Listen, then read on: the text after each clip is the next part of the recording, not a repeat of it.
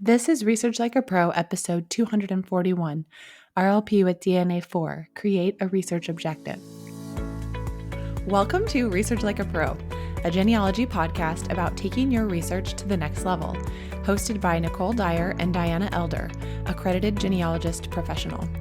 Diana and Nicole are the mother-daughter team at FamilyLocket.com and the authors of Research Like a Pro, a genealogist guide. With Robin Worthland, they also co-authored the companion volume, Research Like a Pro with DNA. Join Diana and Nicole as they discuss how to stay organized, make progress in their research, and solve difficult cases. Let's go! Today's episode is sponsored by newspapers.com. Break down genealogy brick walls with a subscription to the largest online newspaper archive. Hi everyone, welcome to Research Like a Pro. Hi, Nicole. How are you today? I'm doing great. I've been working on my certification research report, so I'm making progress. Oh, hooray. That's such a good feeling. How about you? Well, I did the 14-day mini challenge that we had running, and I've been working on getting my report written up for that. So I decided just to take a little piece of my Clumsy Klein project, and that was to discover more about this John Klein that I learned about in our fall study group, but didn't know anything about him. And one of the land records said he was from or of Pulaski County, which is where Little Rock, Arkansas, the state capital, is located. And so I decided to research him in Pulaski County, and I found absolutely nothing. There is no sign of him in Pulaski. So I don't know if he was lying or if he was just, in Little Rock for a little bit. He's not on the census. He's not in tax records or land records or probate. And Pulaski has good records. This is not a bird county. So, that negative searching, you have to try to figure out what sense to make of it. So I'm just hypothesizing that he was perhaps down there just briefly. Maybe just living with a relative or friend for a short amount of time so that he didn't end up owning land or paying taxes or something, whatever. He didn't settle there. He had land patents up in Izard County, and the previous year, that was 1850, he was supposedly of Pulaski. The previous year, he was of Fulton County, which is the neighboring county to Izard. So, I really do think he probably just went down for a bit. But that opens up the question about where was he in 1850 then, and there are a few other John Kleins that I need to research and see if any of those could be him.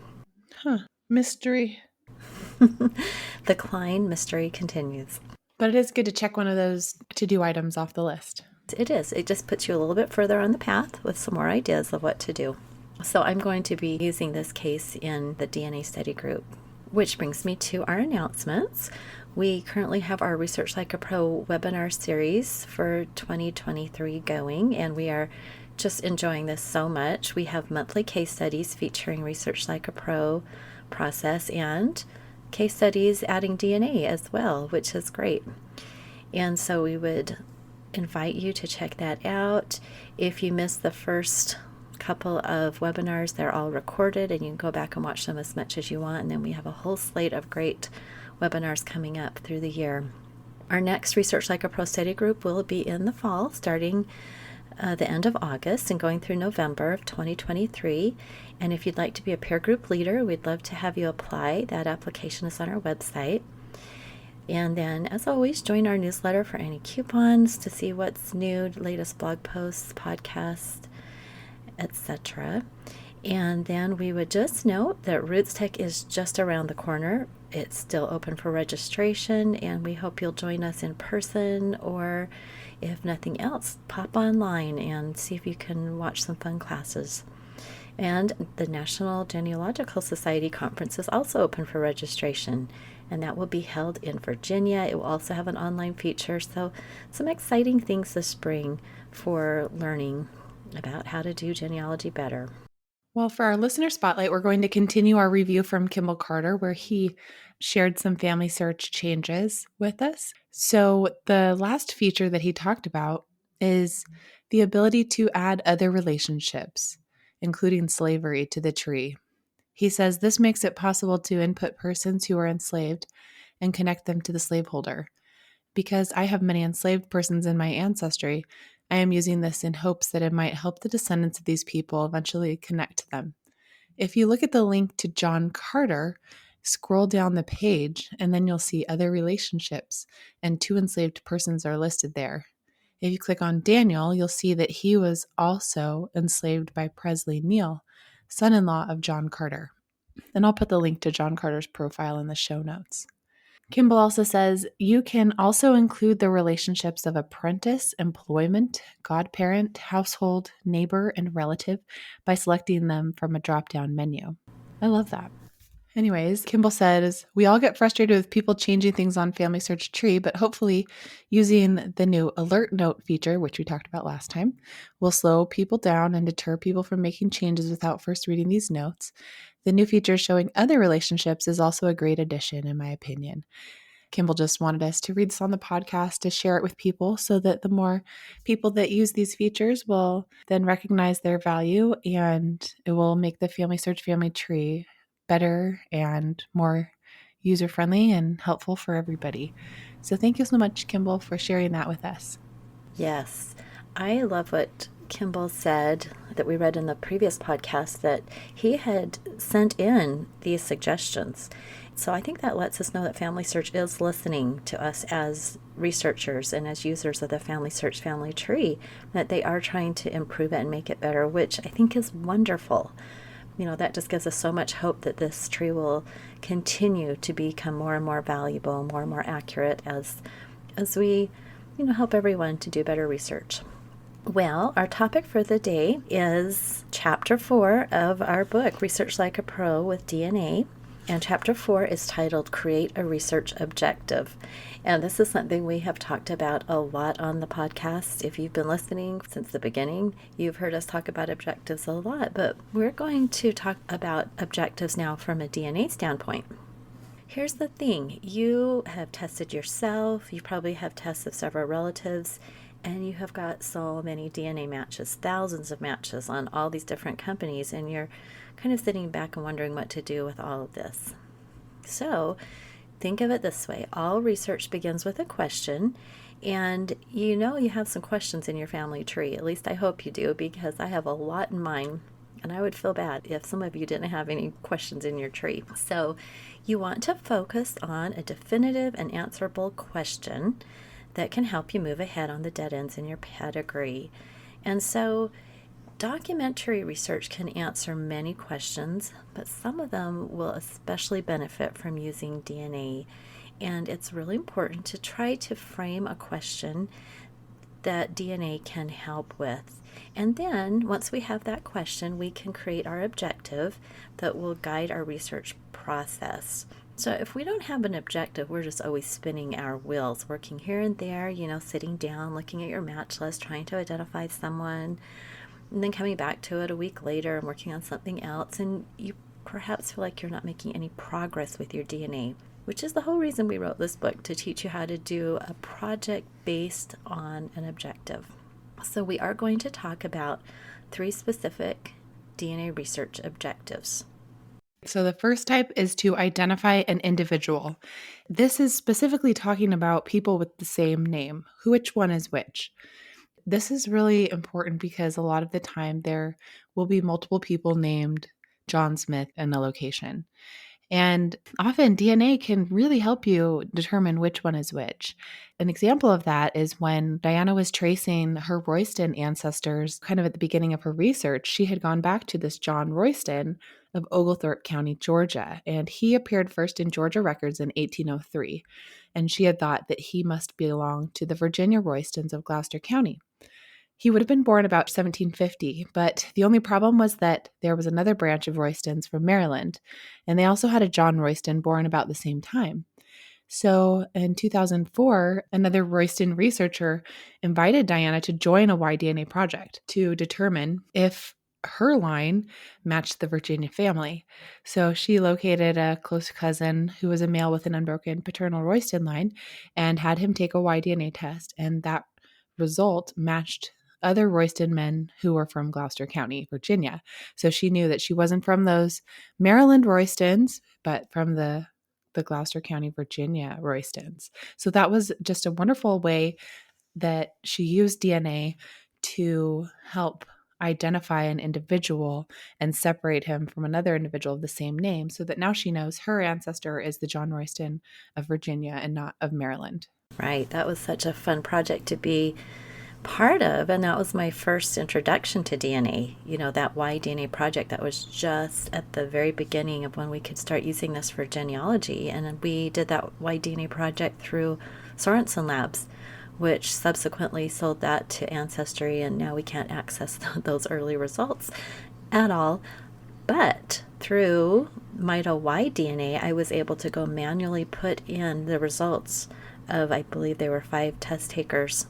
And so now I have those kits preserved in one place. And so that's kind of a shout out to MitoY-DNA. If you tested in the early days and still have your test results, you can go upload those there, and you have to manually put it in, but it can preserve your research. So DNA has come a long ways, and it was fun to kind of be there at the beginning with that Y-DNA project. But I digress. So we're talking objectives, and that was identifying an individual. Now, one that we commonly do is to discover or confirm or reject a biological family relationships. And so, it's obvious in something like an unknown parentage case that we use DNA to find biological parents. But what about this idea of confirming a relationship? Confirming that your grandfather's your grandfather, your great-grandfather's your great-grandfather, and going back on the family tree. And that is so valuable because we want to confirm each of those generations going back and make sure there is not a break in the line. If we don't have any matches from a 4th grade grandparent, why is that? Is it because there was something between the 3rd and 4th generation? So it is really, really great to do projects just on confirming known research using DNA. And then, of course, we want to also try to discover biological relationships, like my females, that I'm continually trying to use DNA to figure out the father of now Clumsy Klein and my Cynthia Dillard, because documentary research has just kind of been at a dead end for them. And so a great research question would be something like, was Benjamin Cox of Texas the biological father of Rachel Cox, who was married in 1848 to William Henderson Schultz in Navarro County, Texas? And that was one of my projects. I did several phases, and I was able to prove through DNA that that was a biological relationship. So looking at your tree, you probably can see a lot of specific research questions you could do that have to do with relationships. Yes, and this is the most common type of objective for using DNA evidence. Another type of objective you might have a question about is to discover a collateral relationship. So maybe you have like a family story that you're related to a famous individual, or maybe an unknown close relative appeared on your DNA match list and you'd like to discover the connection. And so sometimes you'll have an objective to figure out how you're related to this person. So an example of this is, what is the relationship of my Boone ancestor to Daniel Boone, who was born in November of 1734 in Pennsylvania and died in 1820 in Missouri? Another example would be, how am I connected to my DNA match Jane Smith, with whom I share 583 centimorgans? It's just another type of relationship question, but it's more specifically focused on collateral relatives, like cousin relationships. We next need to figure out who we're going to research. It's really important that we know some of the limitations that go along with DNA when choosing our research subject. There's some things to think about. Do we have enough DNA matches that we can actually make progress? There are some ancestral lines that simply will not have very many matches because those families perhaps didn't have large families, or they migrated to a part of the world where people are not taking DNA tests. And with DNA, we can only use what's out there. We can do some targeted testing, of course, and we'll talk about that later on in this process. But when we first start, we generally are starting with the DNA that is available at our different testing companies. And so it's really helpful to understand some of those limitations in working with DNA that are a little bit different than limitations in documentary research. Let's talk about the limitations of autosomal DNA.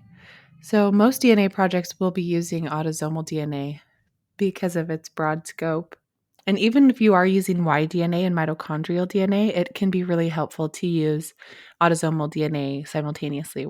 But you have to be aware of the limitations of autosomal DNA. It may not be able to answer every brick wall question, and that's because only some of the autosomal DNA is passed down each generation, and so that means some is lost.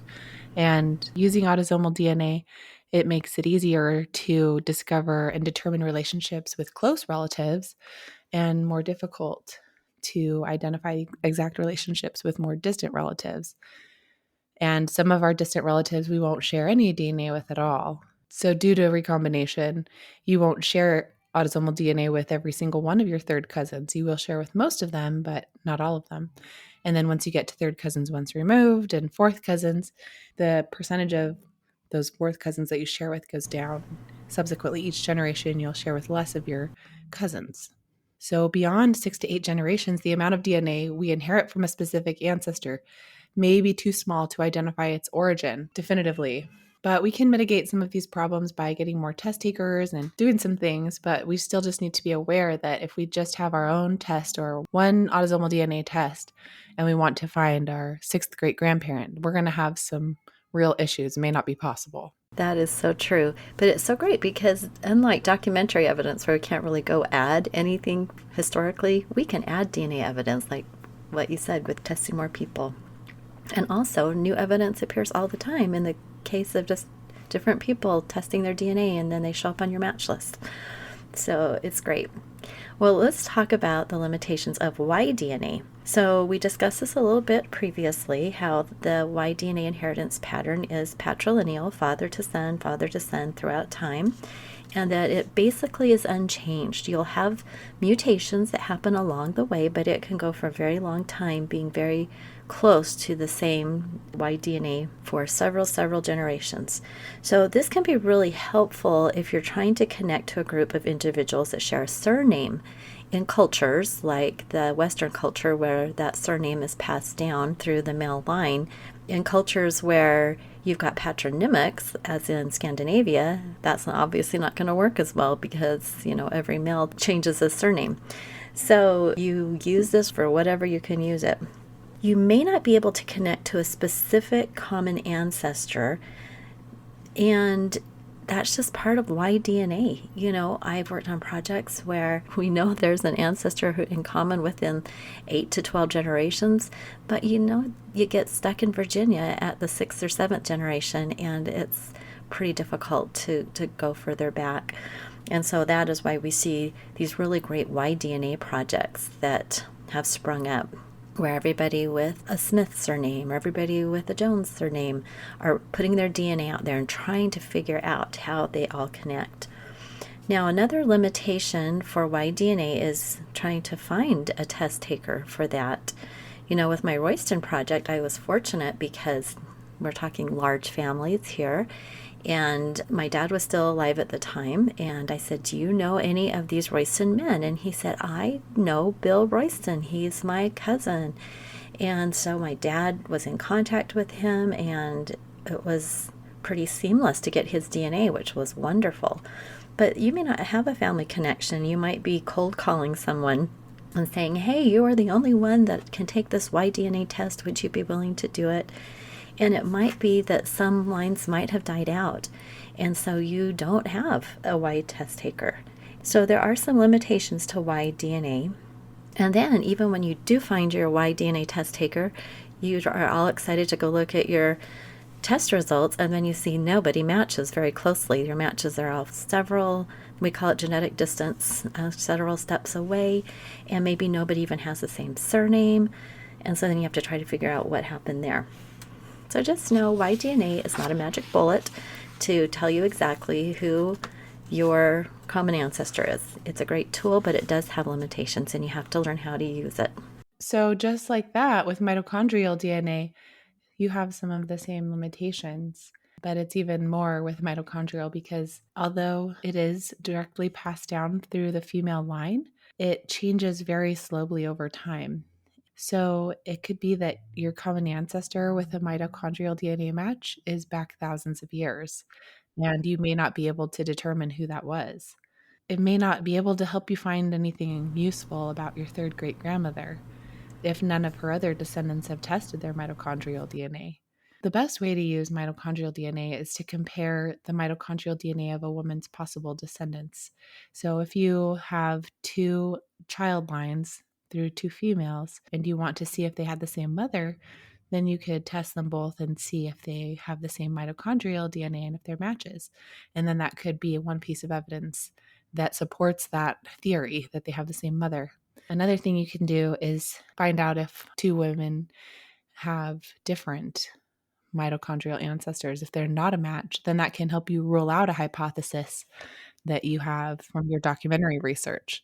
And that's a little more conclusive than a match. Because if somebody matches, it could be that their mitochondrial common ancestor is way further back in time than that third great grandparent that you're trying to match. So it doesn't always tell you the exact answer you want, but it can be one piece of evidence. I think mitochondrial is exciting to think about the possibilities of discovering our female lines, but it does take a lot of work. And I'm working on one of those right now, see what I can find out. Okay, now we'll have a word from our sponsors. Did your ancestor disappear from vital records? Maybe they moved or got married. Newspapers.com can help you find them and tell their stories. Or have you ever had trouble figuring out how people tie into your family tree?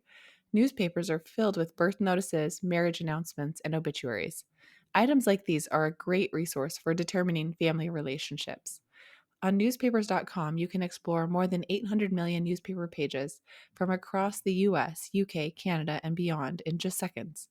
Their easy to use search feature lets you filter your results by date, location, a specific paper, and more. When you find something interesting, the newspapers.com clipping tool makes it a snap to share it with families and friends. You can even save it directly to your ancestry tree. For listeners of our podcast, newspapers.com is offering new subscribers 20% off a Publisher Extra subscription, so you can start exploring today. Just use the code FamilyLocket at checkout. All right, thank you. Well, let's do a little bit of practice with evaluating some DNA research questions. So all of you listening, we're going to read some scenarios, and then you can be thinking about what we've talked about with DNA and what DNA could work with on this question. So our first scenario talks about Catherine, and Catherine has taken an autosomal DNA test with the research question, who is the father of my second great-grandfather, Patrick McKell? Patrick was born about 1825 in Ireland and immigrated to Michigan.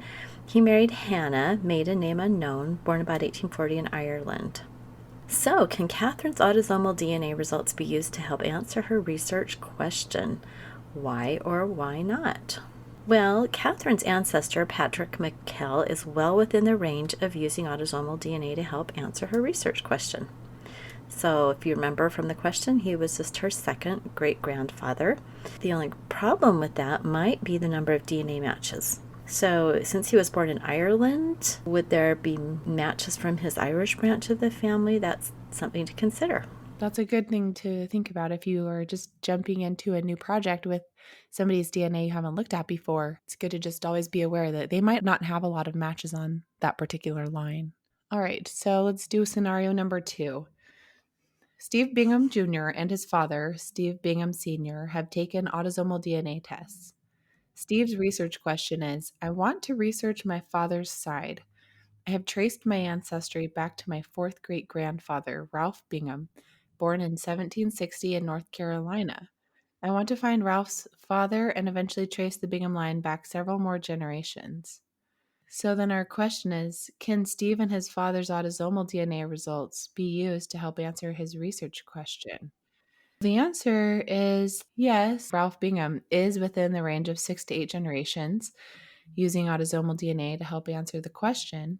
But we should definitely be using the senior Steve Bingham's autosomal DNA results since he inherited more DNA from his ancestor Ralph than did his son. Later, if Steve asks more, questions, who was the original Bingham ancestor who immigrated to the United States? Can DNA help answer this research question? The answer is probably that will be pushing the limits of autosomal DNA testing. So if Ralph were the fourth great-grandfather and was born in 1760, the immigrant ancestor could be further back several generations, maybe within 8. Autosomal DNA could possibly help answer the question. But A limitation would be that Steve Bingham Sr. may not have inherited DNA from the immigrant ancestor because of recombination. And so we would want to test other known descendants of that Bingham line to increase the DNA coverage. But really, we should be using a Y-DNA test here because this is on a patrilineal Bingham line. And so testing Y-DNA would increase the likelihood of success and could lead to connecting with other Bingham descendants and point to an immigrant ancestor. So we really should get Y-DNA at that point. That's a great idea. Now, scenario 3.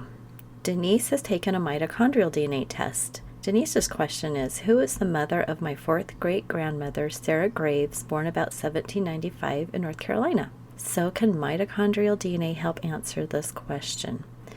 Well, mitochondrial DNA does trace the maternal line back many generations, but the problem with it, as we talked about with the limitations, is that Denise will likely have many DNA matches, but with all sorts of different surnames because women change their surname with each generation, and she would have no clue how they all connect. But if she could identify a possible fifth great-grandmother and trace her female descendants forward, then she could compare mitochondrial DNA with one of those descendants, and if it's positive, that could help confirm her hypothesis. Or if it was negative, it would help her to see that more research is necessary, that something is happening there. She wasn't right, or there was a break in the link somewhere. So she could also seek autosomal DNA to further test the theory. So mitochondrial and Y-DNA work really well in conjunction with autosomal DNA in most cases. Sometimes we come to the limit of autosomal DNA with how far back we can go with it, but often we can use it right along with the other two and make really good discoveries. Right. And I like what you said about using them together because sometimes there could be a break in the line and we don't know where it occurred until we look at the autosomal DNA and kind of figure out each generation going back in time. Exactly. So now that we've talked about the basics of DNA inheritance and the limitations of DNA and some of the possibilities for using DNA, you're ready to choose your research question. You're going to need to examine your pedigree chart and think about which brick wall you could overcome with DNA evidence. There's actually a lot of tools to help you come up with some ideas. Some of these DNA testing companies' tools include through lines and MyHeritage theory of family relativity. Let's talk about some of these tools. There's a lot of different ones. The first one is surname searches. So sometimes you might have a surname in your family tree that you are wondering more about, and you kind of wonder, like, what is going on with this Klein family? And you can look in your DNA match list, type in the name Klein, and see if you have any matches who also have that surname in their tree. And that can kind of give you some ideas of if there's going to be enough matches to work with there. Be careful with this technique because just because a match has that surname in their tree doesn't mean that's your common ancestor with them. So it's important to also look at shared matches with those people, if it's on the right line of your family, and shared locations as well. Right. Another great tool that we have on Ancestry and MyHeritage are ways to look at the paths from a common ancestor between you and a shared match. And so Ancestry Through Lines and MyHeritage's theory of family relativity both use that. And as we've talked about before on the podcast, we have to be careful with them because they're based on user-created family trees, but they are still really good tools to explore possible research projects. So if you have connected a family tree to your DNA results on Ancestry, the system will generate through lines for you. And then any shared DNA match who has some of the same relatives listed in their tree will appear as part of the descendancy tree. And so you could take a look at the suggested ancestor, and that could become an excellent subject for a DNA research project. So for instance, I had done a lot of research on my Benjamin Cox of Texas and hypothesized he was the father of my third great-grandmother, Rachel Cox. And when I did a whole DNA project on that relationship, I was able to really add DNA evidence to my documentary work showing that. And so take a look at those two tools, Ancestry Through Lines and MyHeritage's Theory of Family Relativity, and see if there is a common ancestor suggested or an ancestor that you would just like to confirm. And you can see there's a lot of matches, and you realize that this would be a great project to confirm that biological relationship, that your documentary evidence or your family stories all say, that this is the second or third great grandmother or father. You could do DNA work to confirm that, because you're able to see the path back from your matches, and it gives you something to work with in your project. It's a great way to get started. It is great. Ancestry DNA has another great tool to help you, and that's their common ancestor hints. This is just a helpful tool for looking to see kind of what ancestors you both have in your trees. You can actually filter your match list by people who have a common ancestor hint. And when you do that, then you can click on a match and see who the system is suggesting your common ancestor is. Then you can kind of use that as a hypothesis to start with, especially, those matches that are further back that are not obvious. So you can use that as a way to isolate specific DNA matches that can be evaluated as part of your research project and help you see if you have enough matches to work on that objective. Well, and that's a great point. After we've done all of this work in looking at our tree, trying to figure out a good research question, then we come to the point of writing our research objective. Now, what if you do have the problem where you really want to figure out that third great grandparent, but you simply do not have enough DNA evidence? Well, then you might have to do some targeted testing, and that's where you reach out and ask some other people to test that could help you get more evidence. And so just know, as we've said before, DNA research doesn't come to an end. You can always get more test takers, and that can give you more evidence to work with. Once you have decided on your question, you need to write your objective. It can be concise or complex. We recommend that you break up complex projects into phases. If you are trying to research the mother of a female ancestor born in the early 1800s, you probably are not going to get that done in just, 20 hours of research. It's probably going to take several phases of the project, each with its own objective. So here's an example of how this works. So if the question is, who was the mother of Elsie born 1820? Your first phase's objective could be to perform documentary research for the mother of Elsie. We often just need to build a foundation of the documentary work. We've got to get some hypotheses, some ideas. And then the phase 2 objective could be research the descendants of Elsie for potential DNA test takers. We might need to really build down the tree to find those test takers. And that's a whole phase in and of itself. Then the phase 3 objective could be to explore the genetic networks of DNA testers for possible hypotheses. So, we're building Gephi graphs, network graphs, trying to find clues. And then a phase 4 objective could be to test a hypothesis. Say we found somebody in a cluster, it looks like it leads to a clue.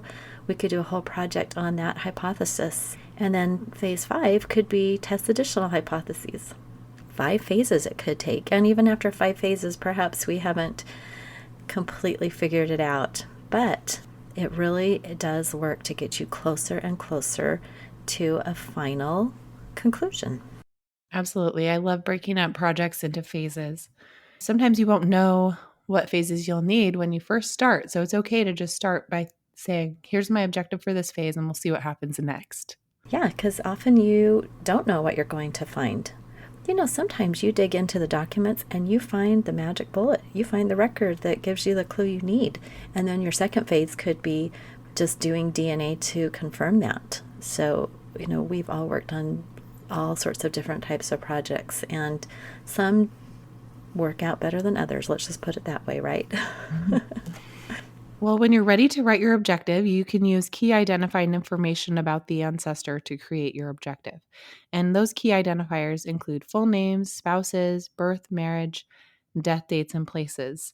And these facts help us uniquely identify the person of interest and set them apart from any other people with similar names. Also, one thing to include when you're writing a DNA objective is to put in there that you're seeking a biological relationship.